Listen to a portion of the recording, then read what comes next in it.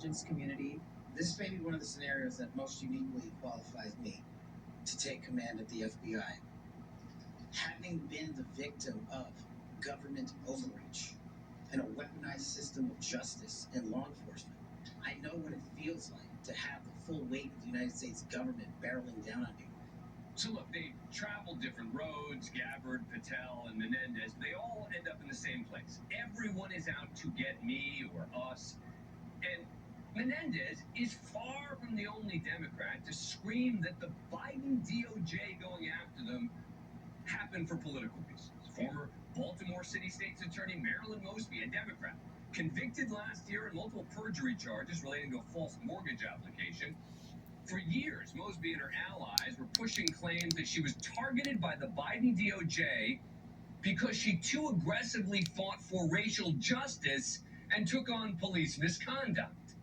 I have done things as a prosecutor that a lot of other prosecutors have not done in this country, whether that is holding police accountable when a lot of other prosecutors in this country would not do so, whether that is ending the war on drugs, which we know was a war on Black people in the city of Baltimore. I've gotten lawsuits, OIG investigations, state ethics investigations. They've been coming for my law license since I charged those officers in Freddie Gray. Yes, it was all about the Biden DOJ's racism. It's always something with these political leaders on both sides. They're always the victims of racism or politics or anything but the actual crime being investigated or charged. T.J. Cox, a former Democratic congressman from California, charged in 2022, 28 counts relating to wire fraud and money laundering. He too claimed he was a victim of a political prosecution. Politics is a tough game. I wouldn't be in this position today but for the politics, and I think we all know that. Cox's lawyer just announced, by the way, he's accepting a plea deal next month. Even Hunter Biden's lawyer argued the prosecution was political, that Hunter Biden was a victim of, quote, selective prosecution because he was, quote, politically affiliated with his father, the sitting president, and a candidate for re-election. Former Missouri Democratic Congressman Cori Bush, investigated for an alleged misuse of campaign funds, argued the investigation against her by the Biden DOJ was being powered by mysterious right-wing forces. I am under no illusion that these right-wing organizations will stop politicizing and pursuing efforts to attack me and the work that the people of St. Louis sent me to Congress to do. What? New York City Mayor Eric Adams, same song, indicted in September, 5 federal charges, bribery, fraud, soliciting illegal foreign campaign donations, insisted his criticism of the White House on immigration is the reason the Biden DOJ went after. I always knew that if I stood my ground for all of you, that I would be a target. And a target I became. One after the other, they blame the system. They claim it's politics, not evidence or actions. Now, keep in mind, that is what many defendants do. When they aren't top political figures, though, their cries are largely ignored. And on the right, Republicans yelling about a rigged system, a little more generic, with many just widely, blanketly insisting a two-tiered system of justice. It's been weaponized against Republicans. You heard it again today in Kash Patel's confirmation hearing, senator after senator, just saying it as if it's fact that the FBI has been weaponized against them. It's no surprise that public trust has declined in an institution that has been plagued by abuse, lack of transparency, and weaponization of law enforcement. And in many ways, the worst legacy, in my opinion, of the Biden administration was the complete politicization and weaponization of both the Department of Justice and the FBI, turning them into tools to attack the perceived enemies of the Biden White House. This has been a constant refrain, in particular since the FBI search at Mar-a-Lago and the federal charges filed against President Trump. But it also ignores facts. During President Biden's time in office, there were, by our count, 11 major Republicans nationwide who were either publicly investigated or indicted by the DOJ. And during that same span, there were 12 major Democrats across the country publicly investigated or indicted by the feds. And think about the job that Kash Patel is applying for, director of the FBI. This is an organization that has never in its history had a Democratic director. Every single FBI director has been a Republican. One became independent.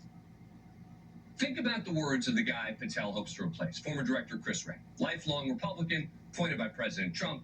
At a Senate hearing in 2023, Republican Senator Ron Johnson accused him of leading a politicized FBI, and Wray offered this response. I see an FBI every day that conducts themselves with integrity and professionalism and selflessness and rigor. And I do not accept the characterization of our performance in this particular case. That is not how I characterize it. I'm talking about partisanship at the top with some specific partisan actors. I said the vast majority of the 38,000 are people of integrity. And the idea that I, as a Republican appointee, a lifelong Republican, am biased in the way that you are describing makes absolutely no sense. It doesn't make sense. It never made sense. And it's concerning that somehow ending the politicization created by Republican Chris Wray has become a critical qualification for nominees. Now, that does not mean any candidate shouldn't be confirmed for claiming that there's been weaponization. We'll talk more about the confirmation hearings in a bit. Let me just bring in Chris Sununu, former Republican governor of New Hampshire. Good to see you. Thanks for coming on the show. Appreciate it. You think I'm wrong on this? No, I just love to see the U.S. Senate talk about a lack of trust in a Washington organization. That coming from a U.S. senator is a joke in itself. Nobody trusts much coming out of Washington right now. But you're absolutely right in that people are kind of playing the victim card, saying that everything is a politicalization if they're the ones that are under investigation or under attack. And it's kind of like the boy who cried wolf, right? For the American people, nobody buys any of it. Everyone in America is just looking at Washington saying, shut up, stop with your first world problems, and do your job. And here's an idea. Maybe don't break the law at the same time. Probably a pretty good idea. But am I wrong? It's become a little bit of a joke. But am I wrong that it seems like Kash Patel and Tulsi Gabbard, I mean, that seems to be almost the primary qualification, which is, I'm going to end the weaponization. That is absolutely their mission. There's no question. I mean, look, on certain levels, we can talk about each of them individually. I think they have certain qualifications. They're not unqualified for what they're going in for. I appreciate what Kash is doing because whether you like him or not, whether you disagree with him or not, he's very honest. He's very upfront.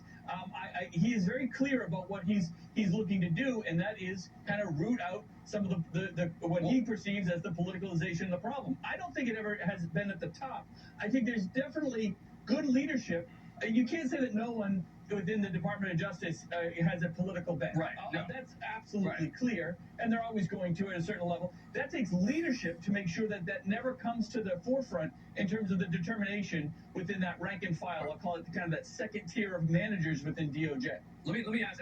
I'm going to ask you to just come back in a sec because I want to follow up with you in a moment on the Kash Patel thing. You're saying that he's being straight, talking about what it is he believes. We're going to dig in a little bit on what he said. Governor Sununu will come back with us. Confirmation hearings. These are the three most controversial nominees: Kash Patel, Gabbard, RFK Jr. We got the highlights and the lowlights depending on how you view it. I'll ask Governor Sununu